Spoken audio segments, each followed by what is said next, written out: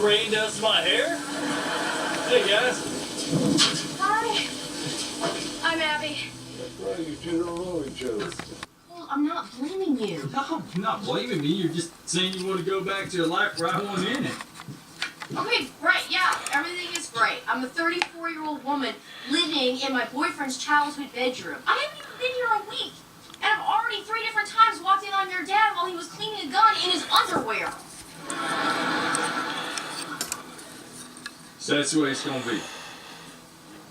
What does that mean? It means if you're so miserable not teaching, then go on to teach. What? Why didn't I think of that?